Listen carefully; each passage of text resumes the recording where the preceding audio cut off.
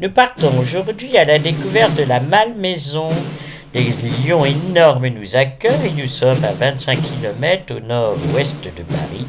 L'entrée du parc est la jolie demeure de Joséphine. Je ne suis pas seul, Olivier de Saulieu et son épouse Kira m'accompagnent.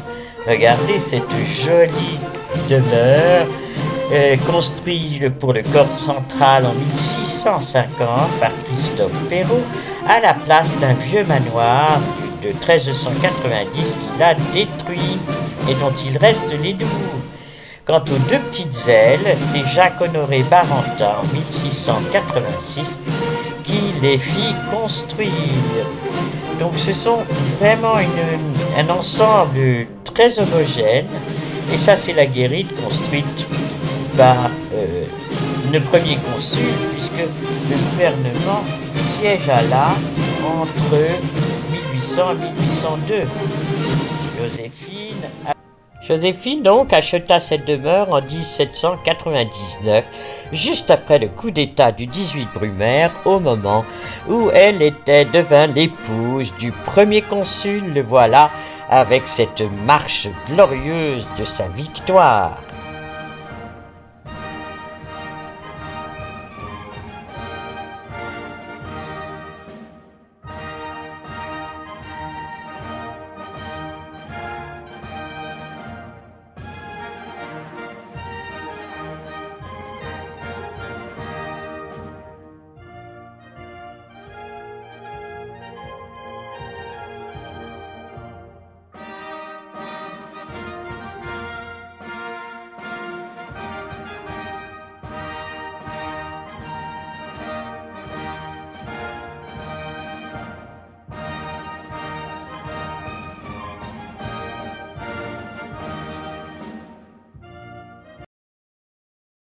Parc de 260 hectares à l'époque.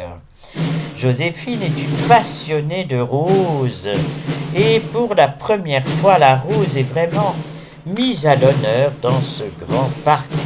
150 roses parfumées et 100 autres espèces de roses qui sont travaillées, étudiées, soignées par le chevalier Étienne Soulange Baudin, qui est le directeur de l'ensemble du parc de 260 hectares, et surtout c'est Pierre-Joseph Redouté, qui est le spécialiste des roses, qui vient les répertorier, qui les dessine et qui les multiplie. Donc voilà quelque chose de très original. Vous voyez la finesse du dessin, c'est vraiment une œuvre d'art. Il y a aussi en 1800 une serre qui complète l'ensemble avec 300 plants d'ananas. Mais ce n'est pas tout. Le parc, vous voyez par cette petite porte où l'on sortait sur les côtés pour admirer Zeus au milieu de la pelouse et pour admirer les roses, il y avait aussi les animaux, kangourous, émeus, zèbres, gazelles, autruches, chamois et même un phoque. Et vous voyez ici le cèdre de Marengo que le premier consul planta à son retour de cette bataille.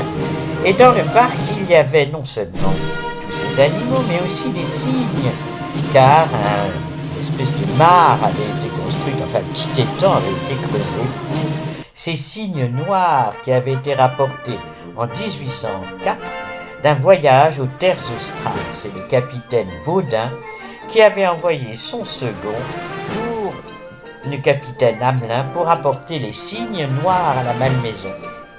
Et puis la décoration toujours de Bercier et Fontaine avec ces deux obélisques en marbre de Givet qui proviennent du château de Richelieu, car Napoléon ne s'embêtait pas et il prenait ici et là ce qui pouvait lui servir de décoration pour ses propres demeures.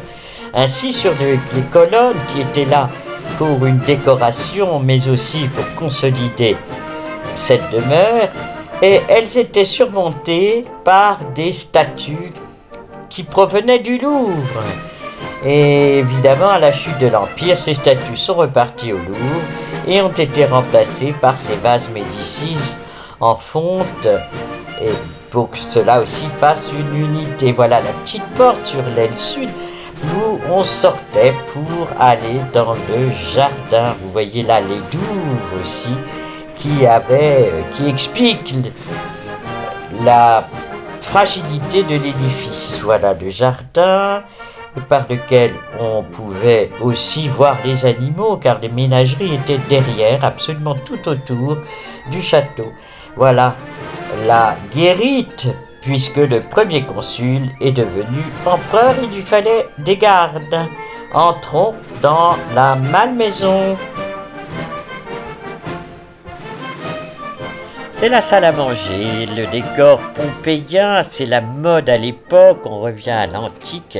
Sur la table en acajou, le Jacob, les thomires absolument magnifiques, le lustre aussi et tous ces merveilles. À côté, c'est le bureau de l'empereur, la bibliothèque, elle aussi aménagée en 1800 par Percier et Fontaine, avec ce globe de Nicolas Lemaire, 1782. Derrière, vous avez le chapeau de l'empereur, un des chapeaux de l'empereur, son bureau et les livres aux reliures magnifiques.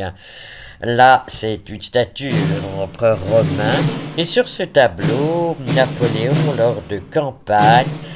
Et là, vous avez derrière lui ses généraux, vous voyez, il est encore tout jeune. Dans le salon voisin, c'est Joséphine, magnifique en costume de sac. Elle fut la seule impératrice, sacrée impératrice. Là, les décors, toujours ces magnifiques vases de sèvres et les portraits de ses enfants du premier mariage, Eugène de Beauharnais et Hortense.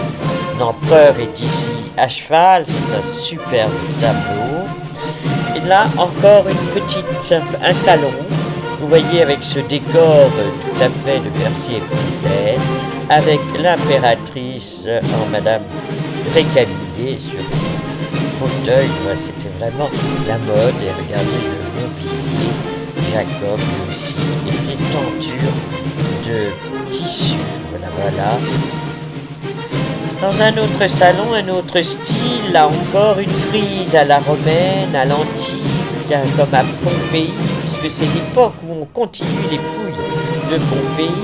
Marie-Antoinette à elle-même avait aidé sa sœur, la reine Caroline de Naples, à financer ces fouilles. Et donc il y avait une passion pour ces fouilles. Là nous sommes dans la chambre de l'impératrice. Voilà le lit Jacob doré à souhait, très original, fait pour cette pièce. Le pare-feu en tapisserie, regardez ces tentures, c'est tout à fait extraordinaire. Et là, le petit passage pour se rendre dans son cabinet de toilette. Et regardez, dans sa chambre, son nécessaire de voyage, de toilette. On dirait maintenant sa trousse de toilette, est absolument ravissant. Le plafond de sa chambre avec l'aigle au-dessus du baldaquin et surtout le cygne qui est vraiment l'emblème de l'impératrice Joséphine. Voilà, vous voyez ce lit. Et là, une petite table, une coiffeuse pour se faire belle. Et nous entrons maintenant par ce petit couloir dans le cabinet de toilette de l'impératrice. Voilà, toujours de Pompéi. Regardez tous ces fauteuils, c'est là que l'on apportait la baignoire pour qu'elle puisse se laver. Vous voyez, les tentures sont en blanc. Et surtout, ça donne sur ses roses, sur sa roseraie. Elle tenait à avoir ses roses sous les yeux et sur le lever. Voilà la pièce où elle passait beaucoup de temps. À côté, la chambre de l'empereur, beaucoup plus sobre, avec aussi ce mobilier en acajou, des frères Jacob, ces fameux ébénistes, et là, la victoire en bronze, et regardez, de chaque côté de son lit, les têtes de sphinx. Voilà la table en sèvres avec ses 12 maréchaux. Donc là, vous avez ces miniatures, car ce sont vraiment les portraits des maréchaux de de ses 12 maréchaux qu'il créa juste avant son sacre pour être entouré par une cour dite de l'empereur des Français. Et là, tout évidemment à l'honneur, un des 12, c'est Murat. Murat qui pouvait dire « Sans moi, il ne serait rien », et l'empereur pouvait dire « Sans lui, je ne serais rien ». Voilà les célèbres phrases qu'ils dirent l'un et l'autre. En effet, c'est Murat qui l'aida pour le coup d'État du 18 Brumaire en disant « Foutez-moi dehors tous ces députés ». Et ainsi, le coup d'État réussit et Napoléon devint premier consul. Ensuite, c'était Murat qui était à la tête de la cavalerie. Il eut la plus grande cavalerie jamais réunie, plus de 40 000 chevaux. Et il était à la tête de cette cavalerie qui permit à l'empereur de conquérir l'Europe entière. C'était aussi le mari de Caroline, la sœur préférée de l'empereur. Nous laissons là ces maréchaux pleins de gloire, l'impératrice dans son magnifique costume du sacre, et puis nous quittons la Malmaison par cette entrée des grognards, en ayant écouté la musique des grognards, la musique de l'empereur, et maintenant je vous laisse écouter les honneurs. C'est Hamon qui a constitué cette fanfare. Et là, c'est le tableau de Napoléon franchissant le col du Grand Saint-Bernard. Ce tableau est à la Malmaison. Et vive l'empereur! Je vous laisse maintenant sur cette magnifique visite, sur ce lieu chargé d'autant d'histoire. Et je vous dis à bientôt pour une autre visite. Au revoir!